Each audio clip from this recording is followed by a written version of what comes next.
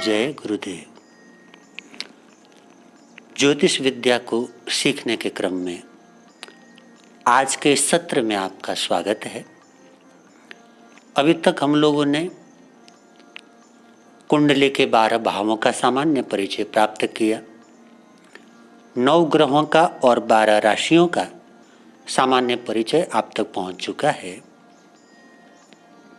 चौथे नंबर पर हम लोगों ने बात किया था नक्षत्रों की। ज्योतिष शास्त्र के अथवा कुंडली के 4 आधारभूत स्तंभ हैं। पहला भाव, दूसरा ग्रह, तीसरी राशि और चौथा नक्षत्र।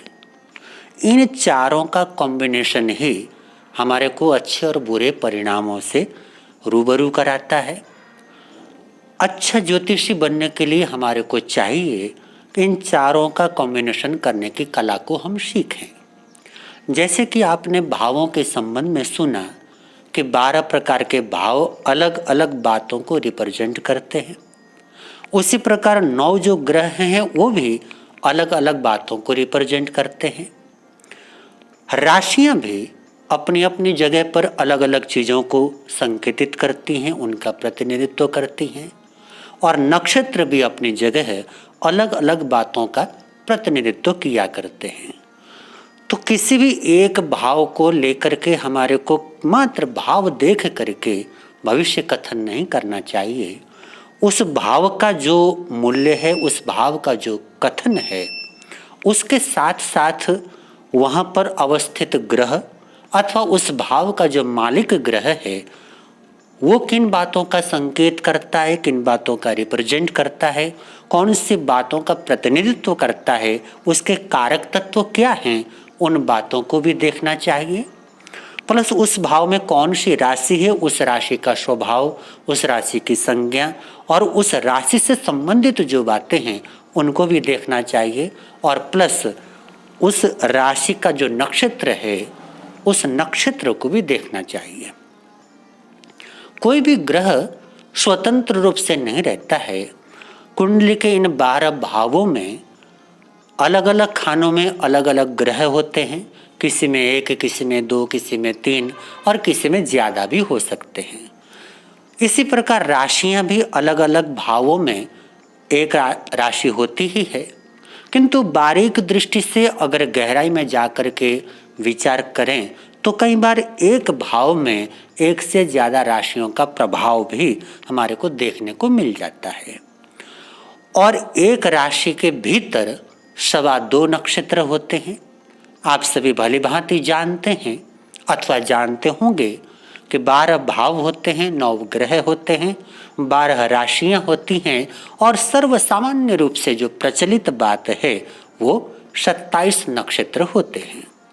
उनमें से कभी कभार अभिजीत नाम का नक्षत्र स्वीकार करके 28 नक्षत्रों की परिकल्पना भी ज्योतिष जगत के अंदर की जाती है, लेकिन अभिजीत नक्षत्र को स्वतंत्र नक्षत्र न मान करके उसको 2 नक्षत्रों का जोड़ कहना ज़्यादा उचित होगा।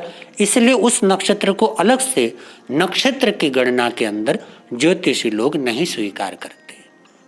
इस प्रकार हम देखें तो नक्षत्रों की जो सर्वसामान्य और सर्वस्वीकृत संख्या है वो 27 है, और ये 27 नक्षत्र भी अपने आप में बड़ी महत्वपूर्ण भूमिका अदा करते हैं। आकाश मंडल में, या यूं कहें कि सौर मंडल में, जैसे जो आकाश मंडल है जहाँ पर ग्रहों का संक्रमण होता है, ग्रहों का संक्रमण होता है, ग्रहों की यात्रा होती है, उस आकाश मंडल में एक प्रकार से देखें तो नक्षत्रों के ऊपर ही ग्रहों की यात्रा संभव हो पाती है।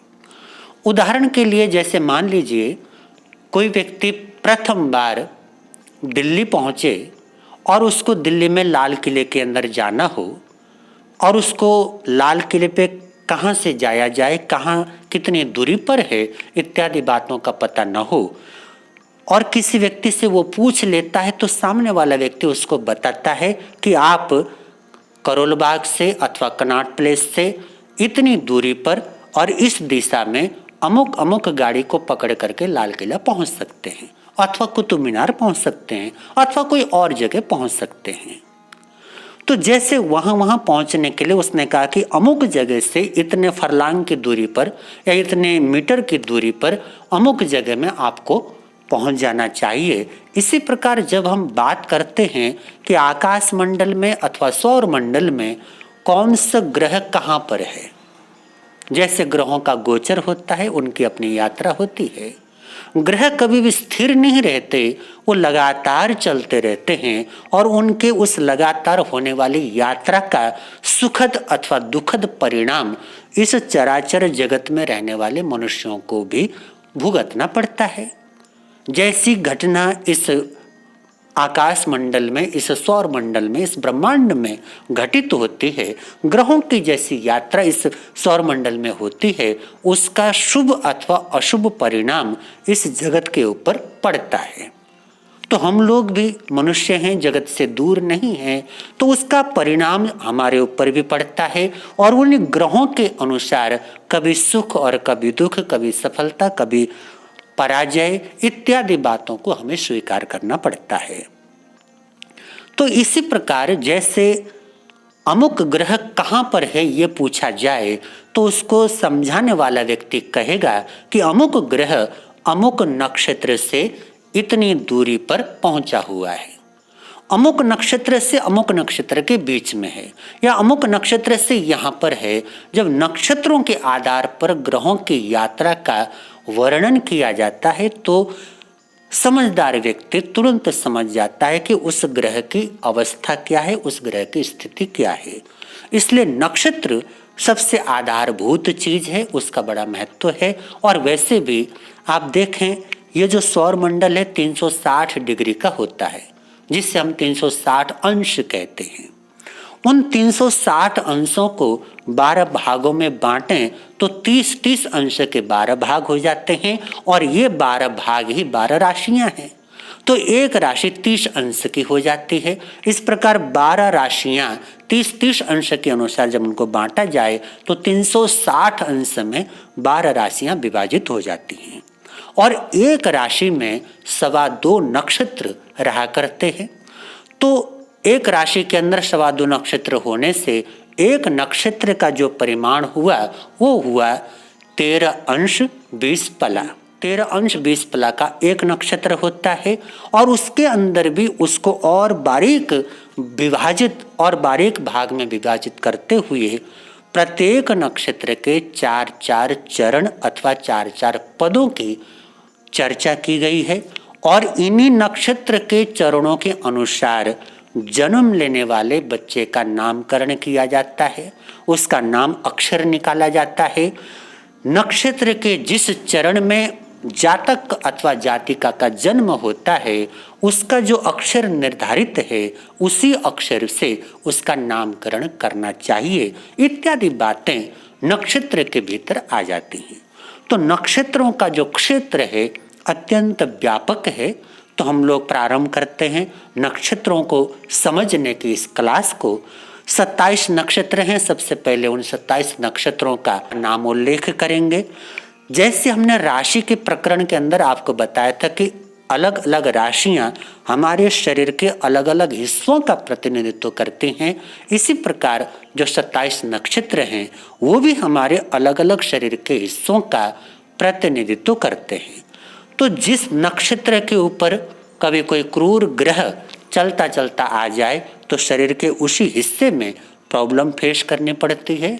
जिस नक्षत्र के ऊपर चलता चलता शुभ ग्रह आ जाए तो शरीर के उस हिस्से में हमारे को सुख का अनुभव हो सकता है, आनंद का अनुभव हो सकता है। तो ये सारी बातें हम लोग एक एक स्टेप बाय स्टेप समझते हुए आगे बढ़ेंगे। सबसे पहले 27 नक्षत्र कौन कौन से होते हैं उनको जानते हैं।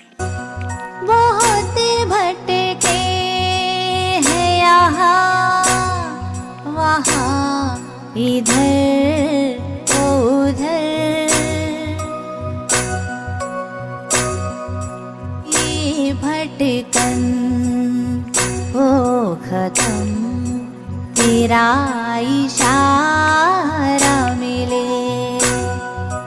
ये भटकन हो खत्म तेरा इशारा मिले।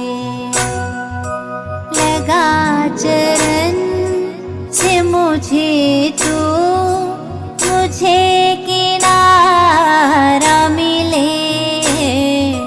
तुम्हारे चरणों का गुरुवर मुझे सहारा मिले। तुम्हारे चरणों का गुरुवर मुझे सहारा मिले। तुम्हारे चरणों का गुरुवर मुझे सहारा मिले। तो ये 27 नक्षत्र हैं। अश्विनी, भरणी, कृतिका, रोहिणी, मृगशिरा, आर्द्रा, पुनर्वसु, पुष्य, आश्लेषा, मघा, पूर्व फाल्गुनी, उत्तरा फाल्गुनी, हस्त, चित्रा, स्वाति, विशाखा, अनुराधा, ज्येष्ठा, मूल अथवा मूला, पूर्वाषाढ़ा, उत्तराषाढ़ा, श्रवण, धनिष्ठा, शतभिषा अथवा शततारका, पूर्व भाद्रपद, उत्तरा भाद्रपद और रेवती।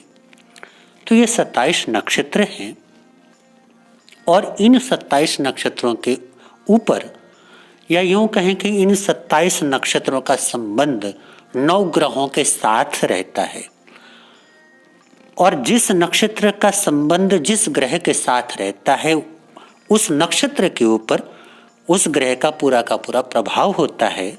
तो हम समझते हैं कि कौन से नक्षत्र के ऊपर कौन से ग्रह का प्रभाव होता है। सबसे पहले अश्विनी, मघा और मूल, इन 3 नक्षत्रों के ऊपर केतु का प्रभाव रहता है। अर्थात ये जो 3 नक्षत्र हैं इनको केतु के नक्षत्र कह करके पुकारेंगे, अश्विनी, मघा और मूल। इसी प्रकार भरणी, पूर्वा फाल्गुनी और पूर्वाषाढ़ा, इन तीनों नक्षत्रों को हम शुक्र के नक्षत्र कह करके पुकारेंगे। इन 3 नक्षत्रों के ऊपर शुक्र का प्रभाव रहेगा। इसी प्रकार कृतिका, उत्तरा फाल्गुनी और उत्तराषाढ़ा, इन 3 नक्षत्रों के ऊपर सूर्य का प्रभाव रहेगा। ये तीनों सूर्य के नक्षत्र कहलाएंगे। रोहिणी, हस्त और श्रवण, ये 3 नक्षत्र चंद्र के नक्षत्र कहलाएंगे, चंद्र अथवा चंद्रमा के। इन 3 नक्षत्रों के ऊपर चंद्रमा का प्रभाव सदैव रहेगा। मृगशिरा, चित्रा और धनिष्ठा, इन 3 नक्षत्रों के ऊपर मंगल का प्रभाव रहेगा, या यूं कहें कि ये 3 नक्षत्र मंगल के नक्षत्र हैं। इसी प्रकार आर्द्रा, स्वाति और शतभिषा, इन 3 नक्षत्रों के ऊपर राहु का प्रभाव रहेगा। पुनर्वसु, विशाखा और पूर्वा भाद्रपद, इन 3 नक्षत्रों के ऊपर गुरु का प्रभाव रहेगा। ये 3 नक्षत्र गुरु के नक्षत्र हैं ऐसा हम कहेंगे। पुष्य, अनुराधा और उत्तरा भाद्रपद, इन 3 नक्षत्रों के ऊपर शनि का प्रभाव वर्तमान रहता है या ये शनि के नक्षत्र कहलाएंगे। आश्लेषा, ज्येष्ठा और रेवती, ये 3 नक्षत्र बुध के नक्षत्र कहलाएंगे। तो इस प्रकार ये 9 के 9 ग्रहों का स्वामित्व इन 27 नक्षत्रों में से 3 नक्षत्रों के ऊपर इनका स्वामित्व रहता है। अब मान लीजिए आपकी कुंडली में इन ग्रहों में से कोई ग्रह उच्च का है, कोई ग्रह स्वगृही है, शुभ अवस्था में है, लेकिन भीतर में अगर देखें तो उसमें वो ग्रह अपने से विपरीत ग्रह के अर्थात अपने शत्रु ग्रह के नक्षत्र में बैठा हुआ है या ऐसे नक्षत्र में है जो उसके प्रतिपक्ष के ग्रह का नक्षत्र है। तो ऐसे नक्षत्र में अगर वो ग्रह बैठा होगा, ऊपर से देखने में शुभ परिणाम देने वाला मालूम पड़ेगा, ऊपर से अच्छा मालूम पड़ेगा, लेकिन भीतर में जाकर के जैसा परिणाम उसको देना चाहिए वैसा वो नहीं दे पाएगा। तो बहुत बार हम ऊपर से ग्रहों की स्थिति देख करके भविष्य कथन करते हैं, कि अमुक ग्रह उच्च का है, अमुक ग्रह स्वगृही है, इसको ऐसा परिणाम देना चाहिए, लेकिन वैसा परिणाम नहीं मिलता। तो नहीं मिलने के पीछे के अनेक कारणों में से एक कारण ये भी हो सकता है कि वो ग्रह अपने से शत्रु ग्रह के नक्षत्र में बैठा हुआ हो। तो बारीक दृष्टि से इन चीज़ों को भी हमें देखने की आवश्यकता होती है। वहीं पर कई बार ऐसा देखने को मिलेगा कि कुंडली के अंदर कोई ग्रह पीड़ित है या विपरीत अवस्था में बैठा हुआ है, लेकिन भीतर में जाकर के आप देखेंगे तो हो सकता अपने ही नक्षत्र में बैठा हुआ हो, अपने मित्र ग्रह के नक्षत्र में बैठा हुआ हो। अगर वो अपने नक्षत्र में बैठा है, अपने मित्र ग्रह के नक्षत्र में बैठा है, तो वो ऊपर से उतना परिणाम देने में सक्षम न होने पर भी वो पूरा का पूरा फल देने में सक्षम होगा, क्योंकि नक्षत्रों का जो रोल होता है वो हमारे जीवन में सबसे महत्वपूर्ण होता है। क्योंकि इस सौर मंडल की जो दूरी है उनमें से सबसे कम दूरी का संबंध नक्षत्रों के साथ ही हम जोड़ पाते हैं। प्रारंभिक अवस्था में हमें ये 27 नक्षत्र याद कर लेने चाहिए और ये भी याद रखना चाहिए कि इनमें से कौन कौन से नक्षत्र के स्वामी कौन कौन से ग्रह हैं। इसके बाद हम अगले स्टेप की ओर आगे बढ़ेंगे। तो नक्षत्रों का जो चैप्टर है वो बहुत विशाल है, बहुत विराट है। तो धीरे धीरे हम लोग नक्षत्रों के संबंध में कुछ बातें और समझेंगे। आगे हम इन 27 नक्षत्रों का हमारे शरीर में कौन कौन से अंगों पर प्रभाव होता है और कौन सा नक्षत्र कौन से अंग को संसूचित करता है, इस बारे में पढ़ेंगे। और इन नक्षत्रों के जैसे राशियों के लिंग होते हैं वैसे नक्षत्रों के भी लिंग होते हैं, उसके संबंध में हम लोग पढ़ेंगे। प्लस इन नक्षत्रों को सात्विक, राजस, तामस आदि भेदों में भी बांटा गया है। तो कौन कौन से नक्षत्र सात्विक हैं, कौन से तामस हैं, कौन से राजस हैं, इत्यादि जो भी नक्षत्र के भेद प्रभेद हैं, उन सभी बातों को हम लोग धीरे धीरे समझने का प्रयास करेंगे। आज के लिए इतना ही। इतने प्रेम से आपने मेरे शब्दों को सुना, उसके लिए कृतज्ञ हूँ। आप सबके भीतर में विराजमान परमात्मा रूपी पवित्र आत्मा को मेरे कोटि कोटि नमन। जय गुरुदेव।